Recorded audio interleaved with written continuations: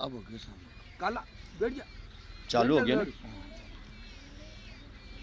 घुमंतु अर्थ घुमंतु with घुमंतु समाजें जो 52-53 हमारी जो समाजें हैं उनसे मेरा निवेदन है कि हमारे भीलवाड़ा ज़िला से जो रतननाथ जी ने अभी जो संघर्ष किया है, पूरे राजस्थान का दौरा किया है, और मैं बहुत बहुत धन्यवाद देना चाहूँगा रतननाथ जी को, जो आप हमारी जो पीड़ा को समझ पाए हैं और माननीय मुख्यमंत्री अशोक गहलोत जी तक आपने हमारी पीड़ा को जो पहुँचाया है, उसके बारे में आपको मैं बहुत बहुत धन्यवाद देना चाहूँगा। आज आम समाज आपके साथ लगी हुई है, आपके साथ जुड़ी हुई है, चाहे से बंजारा समाज हो, गाड़िया लुहार हो, बागरिया समाज हो, भोपा समाज हो, कालबेलिया समाज हो, इन प्रकार की जो भी हमारी 52-53 समाजें हैं वो बिल्कुल सत्य रूप से आपकी बात से सहमत हो चुकी है। और आपने हमें एहसास दिलवा दिया है रतननाथ जी कि मतलब जो 2 अक्टूबर को आपने गांधी जयंती पे अनशन का जो लिया था, और माननीय मुख्यमंत्री जी को भी मतलब दुख हुआ उस बात का, और वो हम गरीबों की पीड़ा को समझ पाए हैं। तो हमारे प्रताप सिंह जी खाचरियावास खुद आए और हमारी मांगों को मंजूर किया उन्होंने, और दावे और वादे से कहा हम लोगों को कि आपकी मांगें जायज़ है, आपको न्याय मिलेगा। 4 तारीख को हमारी मीटिंग बैठाई गई, मंत्रियों के साथ में उन्होंने स्वीकार किया। अब मैं हमारे घुमंतु समाजी जितनी भी है उनसे मैं निवेदन करना चाहूँगा, चाहे से भोपा समाज हो, बागरिया समाज हो, या गाड़िया लुहार हो, या कालबेलिया समाज हो, या राणा हो, ढोल हो, ढोली हो, जो भी हमारी कमेटी के ये 52-53 समाजों के जो लोग हैं, किसी के बहकावे में ना आए। जब हमारा सत्य का न्याय हो रहा है और हमारा सच्चा सिपाही हमारे सामने खड़ा हो गया संघर्ष करने के लिए, और हमें जब न्याय दिलवा रहा है, पट्टे जारी हो रहे हैं कई गाँवों में, और आज भी रतननाथ जी का मतलब संघर्ष जारी है। रतननाथ जी ने अनशन छोड़ा है, और अनशन को छोड़ने के बाद में संघर्ष उनका आज भी जारी है। तो मेरे जितने भी घुमंतु समाज के लोग हैं उनसे मेरा निवेदन है, लोग हमें अब बहकाने की कोशिश कर रहे हैं, हमें गुमराह बनाएंगे, हमें गुमराह नहीं बनना है। घुमंतु समाज का कोई भी नेता हो चाहे से, है न, हमने हर नेता को देखा है, हर नेता को हमने पहचाना है। और मैं रूपाराम भोपा अपनी समाज का पूर्वीय प्रदेश अध्यक्ष रहा हूँ, और आज भी मैं मतलब डीएनटी ग्रुप से जुड़ा हुआ हूँ, काफ़ी लंबे समय से संघर्ष भी कर रहा हूँ। कई अन्य समाज के जो लोग हैं उनके साथ मैंने संघर्ष किया, उनको देखा है, परखा है मैंने। हमारी पीड़ा को कोई नहीं समझ पाया, एक रतननाथ कालबेलिया जो मतलब हमारी पीड़ा को समझ पाया है, सरकार तक हमारी पीड़ा को पहुंचाया है, और हमारे हक की लड़ाई को आज भी लड़ रहा है, उसका संघर्ष आज भी जारी है। और मैं आपको विश्वास दिलाता हूं, किसी के बहकावे में ना आए। बहुत से लोग अब छोटी छोटी हर जगह मीटिंगें कर रहे हैं, मीटिंगें करके हम लोगों को गुमराह बनाना चाह रहे हैं, और बहुत जल्द आप लोगों के सामने रिजल्ट आ जाएगा। इस चीज़ पे आप विश्वास करें, और भाई रतननाथ का साथ ना छोड़ें। ये एक अच्छा संघर्ष करने वाला नौजवान युवा बच्चा है, और वास्तविक में ही उसने ये चीज़ हमें दिखला दी है कि वाकई में ये सच्चा सिपाही है हमारी घुमंतु समाज का, और हमें बहुत आगे तक ले जाएगा ये रतननाथ। ये मैं आप समाज वालों को कहना चाह रहा हूँ।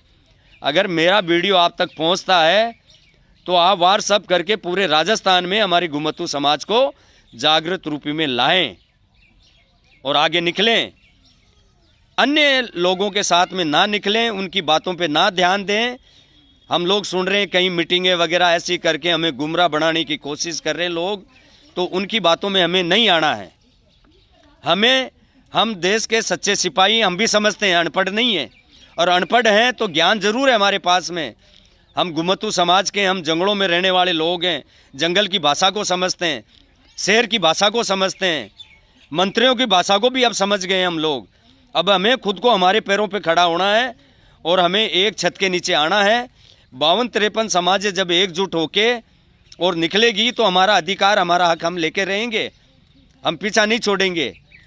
रतन जी का यही कहना, चाहे से जीडीए की ज़मीन हो या मतलब गौचरा हो या आबादी की हो या वन विभाग की हो, किसी भी डिपार्ट की जगह हो, जब हमारे गरीब वहाँ पे 3 साल से टेंट लगा के रह रहे हैं तो उनका हक अधिकार बनता है, उनको उसी जगह पट्टे दे दिए जाएं। और पट्टे जारी होने की संभावना भी हो गई है, बहुत से ज़िलों में तो पट्टे बंटने भी चालू हो गए हैं। गुमतू भाइयों, मेरी बात को ज़रा गौर से सुन लेना। 10 लाख जो पट्टे जो सरकार ने ऐलान किया है वो काम चालू हो गया है, और हम लोगों ने जो फार्म भरवाए थे वो फार्म भी हमने सरकार तक पहुंचा दिए हैं और उसकी प्रक्रिया चालू हो गई है। और जिन भाइयों के फार्म रह गए हैं, हमारी अभी 17 तारीख को कहीं मीटिंग है, उस मीटिंग को करने के बाद में भाई रतन नाथ जी, उनकी टीम, उनके कार्यकर्ता एक बार फिर राजस्थान का दौरा करेंगे, कहाँ कहाँ रह गए हैं लोग संपर्क में करेंगे, उनकी और समस्याओं को हम सुनेंगे और सुन के जहाँ भाई रह रहे हैं हमारे गुमतू समाज के, उनका समाधान करेंगे। पूरी टीम इनकी जुड़ चुकी है, बंजारा समाज के भी साथ हो गए हैं, गाड़िया लुहार भी साथ हो गए हैं, राणा ढोली भी साथ हो गए हैं, बोफा समाज के भी साथ हो गए हैं, कालबेलिया समाज के भी हो गए हैं, बागरिया समाज के भी हो गए हैं, बाउरी भी हो गए हैं। सारों में जागरण रूपी हो गई है और भाई रतन नाथ से जुड़ गए हैं और भारी बहुमत में हमारी टीम बनी है। पूरा राजस्थान का हम दौरा करेंगे, किसी अन्य भाइयों के बहकावे में ना आए, भाई रतन की बात पे ध्यान दें और भाई रतन जी को अपने को साथ देना है और उनके साथ हमें रहना है। अच्छा संघर्ष जारी हो गया है। मैं रूपाराम बोफा अभी बूंदी ज़िले से बोल रहा हूँ, दलेलपुरा गांव में यहाँ आया हुआ हूँ। 1600 वोट यहाँ पे हैं लोगों के और मैंने इनकी समस्या सुनी है। यहाँ पे स्टे लगा हुआ है और बहुत धन्यवाद है अशोक चांदना जी की मेहरबानी है जो उस बस्ती को बचाने के लिए खुद ने स्टे में लगवाया है। अशोक चांदना जी को भी मैं बहुत बहुत धन्यवाद देना चाहूँगा कि आप हमारी गरीब की पीड़ा को जो आपने समझा और इस बस्ती को रुकवाया। और हमें विश्वास है अशोक चांदना जी पे भी कि ज़रूर इन गरीबों की बस्ती यहाँ से उजड़ेगी नहीं। और भाई रतन जी, आपको भी मेरा यही कहना है कि मेरे को यहाँ मैसेज मिला है कि हमारे अशोक जी जो चांदना जी हैं, उन्होंने वास्ते में इस बस्ती को रुकवाया, उन्होंने स्टे लगा हुआ है वहाँ पे कि इन गरीबों की बस्ती को ना उजाड़ा जाए। मैं उनका बहुत बहुत आभारी हूँ, बहुत बहुत धन्यवाद देना चाहूँगा कि हम गरीबों की पीड़ा आपने समझी, आपके भी दिल में हमदर्दी आई हम गरीबों के लिए।